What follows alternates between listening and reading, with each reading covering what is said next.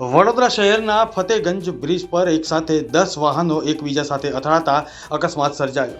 આ અકસ્માત એટલો જોરદાર હતો કે અનેક વાહનોને ભારે નુકસાન થયું છે. અકસ્માતને પગલે બ્રિજ પર વાહનોની લાંબી કતારો લાગી ગઈ હતી અને ટ્રાફિક જામની સમસ્યા જોવા મળી. રાહતની વાત એ છે કે આટલા મોટા અકસ્માત થયો હોવા છતાં કોઈ જાનહાનિ થઈ નથી. નજરે જોનારા સ્થાનિકોએ જણાવ્યું કે મહારાષ્ટ્ર પાસિંગ બસની ઓવર સ્પીડને કારણે આ અકસ્માત થયો હતો અને જણાવ્યું કે બ્રેક ફેલ થઈ કે બસ ડ્રાઈવરની કોઈ ભૂલ છે તે તપાસ થવી જોઈએ.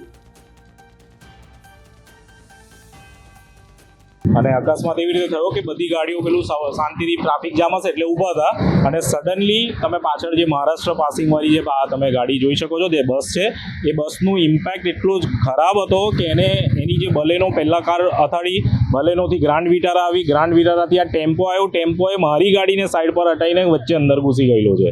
એટલે ઇમ્પેક્ટ જોઈ લો, ચોથી ગાડીની પથારી ફેરવી છે એને. એટલે એ તો સાહેબ એ તો એવું જ હોય ને, હવે બ્રેક ના વાગી એટલે કે બ્રેક વાગી નહીં કે બ્રેક હતી જ નહીં, પહેલાં એ ચેક કરાવો ને બસની સ્પીડ કેમ હશે આટલી, એ છે કોઈ સિસ્ટમ આ સરકાર પાસે તો એ ચેક કરાવી લો પહેલાં.